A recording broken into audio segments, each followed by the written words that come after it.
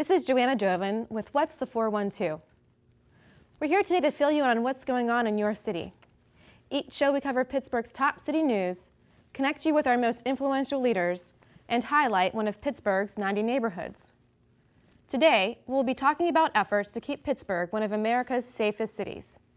It wasn't long ago that Hurricane Sandy affected our neighbors and brought great fear to our residents as storm models showed Pittsburgh would likely be affected. While safety officials were prepared to take on the severe weather, we were thankfully spared. But weather emergencies can happen any day, any time, and it's important that you know what your government is doing to keep you safe, and more importantly, what you can do to keep yourself and loved ones safe. Joining us is Pittsburgh's Director of Public Safety, Mike Huss. We will discuss our city's greatest safety challenges and uncover new plans to protect you from severe weather. And now, on to Marissa Doyle for the latest city news.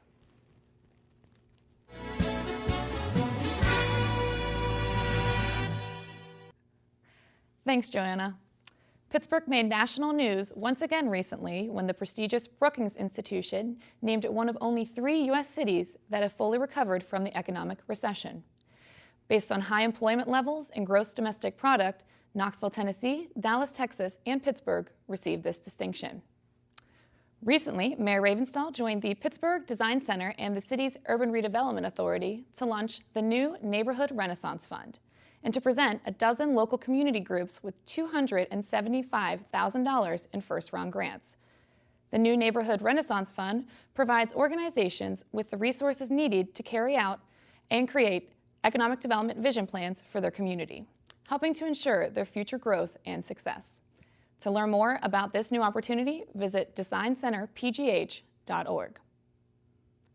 The City of Champions welcomes a new stadium to Station Square, which will be home to the Pittsburgh Riverhounds Professional Soccer Club. In addition to Riverhounds soccer, the Highmark Stadium will host events ranging from concerts to youth lacrosse games. During this year's winter months, it will also be home to the new Penguins Pond, a unique outdoor ice rink provided by the Pittsburgh Penguins.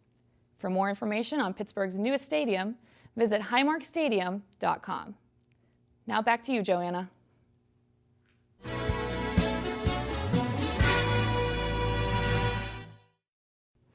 Joining us today is the Director of Public Safety for the City of Pittsburgh, Michael Huss. Michael, thank you for joining us today. Thank you. So for residents who don't know what you do exactly, you're in charge of the city's most important bureaus, including police, fire, EMS, and BBI. Tell us about your role. Basically, I make sure that those different public safety bureaus coordinate their efforts to make our city safe. You also are in charge of emergency management as well. So when the G20 was here in 2009, you were the guy who was in charge of making sure that our city was kept safe. Yeah, the other role I do have is emergency management coordinator during times of emergency and making sure that the city puts forward, managing the city's efforts to respond and recover from an emergency. And so how many employees do you oversee in total? About 1,800 of the city's public safety employees. So 2011, we just announced that we received our 6th consecutive year of 40-year historic crime lows. Congratulations. Thank you. It's something we're very proud of, and we continue to work hard to make our city safe. And a lot of credit goes to our police bureau, who's done a terrific job in driving those numbers down. And the trend throughout the nation is that crime is getting lower in all kinds of cities throughout the U.S. Is Pittsburgh just part of that trend? Or? Well, it's true. Crime is down nationwide, but we are beating the national trends downward. So our reductions have actually exceeded those nationally in other cities. So it's been 3 years since we hosted the G20, and residents remember that very well. We were all very nervous. In past economic summits, there were a lot of protesters. A lot of neighborhoods were affected in cities like London and Seattle. And we did pretty good keeping residents from harm. Tell us about the successes of G20 and really the effort that it took to make it safe. It took a tremendous effort by all different levels of government, the city, county, state, federal governments, all came together, and we were able to pull off one of the most peaceful and safe economic summits the world's ever seen. So we're very proud of that. And the credit does go to the many agencies and people that worked very hard to keep our city safe. It was something new for our residents. There was apprehension, but you got to give our residents a lot of credit too. You know, they stepped up and helped us, and were patient with all the road closures and things. So I think Pittsburgh really shined throughout it all, and fortunately it was a very safe event. We had thousands of international media here, and it was nice because we could then tell Pittsburgh's good story. You know, on TV you weren't seeing, you know, bad stories about protesters, and there were a few, of course, but ultimately our city's message of our economic and environmental transformation did get out to the world. And since then, the city's been receiving many, many accolades, including from National Geographic, named one of the top 20 best places in the world to visit. So we thank you for your work on G20. Thank you. So we're talking about successes, G20, low crime rates, but let's talk about some challenges that we're facing in the city. Severe weather can happen any day, any time. You know, Hurricane Sandy hit the East Coast only a few months back, and we thought we could actually be hit. We were prepared to deal with it, but we were spared, thankfully. What goes into the preparation when we are told there could be some severe weather? What happens on your end? Well, first, we monitor. We have conference calls with the National Weather Service to get the most up-to-date information. We do, depending on what type of storm is coming, we will put additional public safety employees on duty. For instance, whether it's swift water rescue or what have you. We do staff up additional assets that we don't have staffed up on a daily basis. So we review all our plans, our preparations, everything from making sure that the chainsaws have fuel and are ready to go to, you know, maybe boats or whatever may be needed for that particular storm. Out of all the emergencies we deal with, sometimes the weather-related ones are the most difficult because a lot of times, and especially if you look at snowstorms, it affects every resident at the same time. So the entire city needs our services versus other types of emergencies where, you know, if you have a fire, it might be one neighborhood's affected, or a flood might only be certain parts of a city. But certain widespread wind events, like you had it with Sandy out east, and snow events affect everybody at the same time, and it becomes resources get depleted very quickly. So. And how nervous were you when Sandy was making its way? Well, I mean, all the indications we had that it was going to be very bad east of us, and that we were just going to be on the fringes, you know, and we were prepared in case it did shift, but fortunately, we weren't affected. So in a situation like Hurricane Sandy, if I'm a resident at home and we could be getting severe weather, how should I be preparing for that? Well, you need to have the basic things, you know, flashlights, make sure you have enough prescriptions on hand that you may need, and adequate food. Be prepared. It's good advice for any type of weather-related emergency.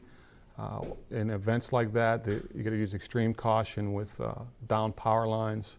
Make sure you don't walk into a down power line while it's dark. Falling trees you need to be concerned about. So there's a lot of hazards there. Flooding, obviously, never drive through standing water. There's a lot of hazards that you just need to avoid and be careful. And stay home. And stay home. Yeah, that's pretty good advice so that you're not out stuck in your car or walking and coming into contact with some type of hazard. And I think what's important, you know, I have a grandmother who's in her 80s now and she lives by herself. Check on your elderly loved ones or your elderly neighbors. Absolutely. They have a need, obviously, special needs. Children and our adults are sometimes adversely affected more by these events than other populations. So you've been working for the city for how long now? Since 2005. Okay, and you were the fire chief before the director of public safety position? Yes, that's correct. Just tell us about where you came from and what your experiences are. I'm very proud to say I started as a firefighter. I worked my way up to become fire chief in the city of Johnstown. I was the emergency management coordinator for Cambria County before coming here and becoming the fire chief for the Pittsburgh Bureau of Fire. So. And what makes somebody want to get in the line of work that you're in? Yeah, it's a lot of teamwork. You have to want to be part of a team, and I played team sports when I was younger. The fire department I found was similar to that. It was a team. You worked together as a group, and to me, it was very rewarding work. It was work that you were proud to go and do every day, and I found it very fulfilling. So 20 plus years in public safety, you've obviously seen a lot of tragedies, but through the tragedies, you get energized in a way to improve service and to keep doing more, to keep people safe. One of the city's greatest tragedies that we had recently was Washington Boulevard, when we lost 4 people, tragic flooding that occurred there. And tell residents what you're doing to make sure that never happens again. Well, obviously it was a tragedy and something we never want to experience again. And what I've learned is if we train and equip our people in public safety to do a mission, they do a superb job. And what we've undertaken is training all of our police, firefighters, and paramedics in flood operations and swift water rescue. We have a lot of that talent in the EMS Bureau, but as you can imagine, during these types of storms, again, resources are depleted so quickly, and response time is an issue. So we want to reduce those response times, and we want to be able to handle those widespread flash floods on a moment's notice. Because the storm that we experienced that day, we had no advance warning. There was no storm warning. There was no flood watch or anything like that. It was a storm that developed and dumped a large amount of rain on a small area of the city. So we've done tremendous efforts as far as we've trained all public safety employees in water safety and awareness, and now have begun to train them in swift water rescue. That training is ongoing. We've been a little bit delayed because we haven't had enough water to do the training in the last few weeks, but that training will continue, and we're spending a little over $500,000 this year on additional equipment for swift water response. Mm-hmm. And there are gates up on Washington Boulevard. That's a PennDOT-owned road, and PennDOT did provide the gates. Correct? That's correct. They did put up an emergency gate system. It may not be the long-term answer, but it provides short-term protection for that area of roadway. Nobody thinks when they're getting in the car they're going to have an experience like what happened in Washington Boulevard. So I think if you just want to tell residents one more time not to drive through. Yeah, it's so flooded roadways are so deceiving, and even the public safety responders to Washington Boulevard never realized how deep the water was. It was tough to gauge exactly how deep it was because it was much deeper than it appeared. So it's the same thing if you're driving your car. You may think it looks shallow, but in reality it's much deeper. So it's even deceiving to the professionals out there. The best advice I can give you is do not drive through any standing water. And what if you're already in the water? If you're already in the water, you just got to try to get out of it as fast as you can and get to higher ground. Put your windows down. If you're in a situation where your car is beginning to sink, yes, you want to get the windows down so that you can exit that vehicle and escape the car. But hopefully, I mean, to even prevent getting to that point, just do not drive through standing water. I can't stress it enough. And this year it seems as though all of our flooding has been south of the Monongahela River. It's been in the South Hills area. The 5188 corridor has experienced the flooding this year. So it's always somewhere different. It's not always going to be Washington Boulevard. But areas, Hazelwood and down in the Run area of Greenfield, another area that we experience flooding, and people need to take it seriously. Thank you.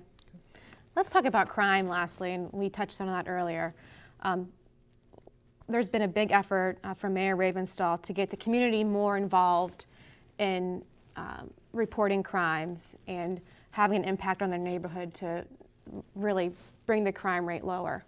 Talk about some of those efforts. We have something we call Block Watch in a Box. We have other programs, PERC, that seeks to reduce homicide.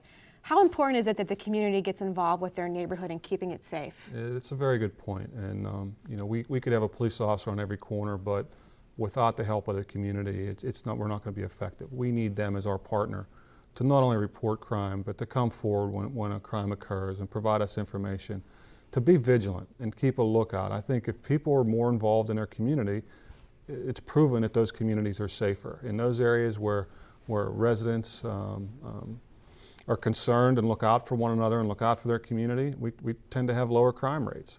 So we ask, and it's great that we do have some of these tools. That, it makes it very easy for someone to establish a block watch. We've tried to make it as easy as we can. We have our zone public safety councils where we have dedicated people that have been dedicated for years to helping their communities by serving on these public safety councils. I encourage people to get involved and help those groups out, because that's our eyes and ears, and they provide us a lot of information that help the police reduce crime in those areas. So it's imperative. Is there anything else you want to add?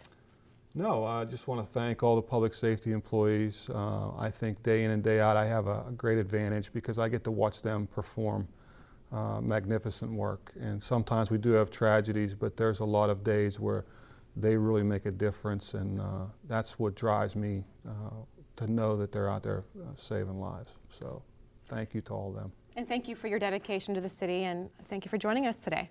Thank you.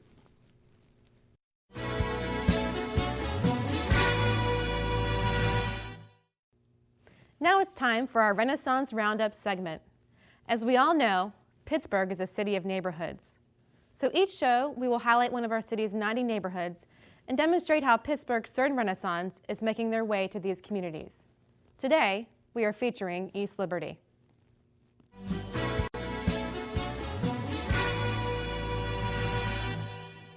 East Liberty is one of Pittsburgh's most thriving neighborhoods and has become a destination area for retail, business, and technology.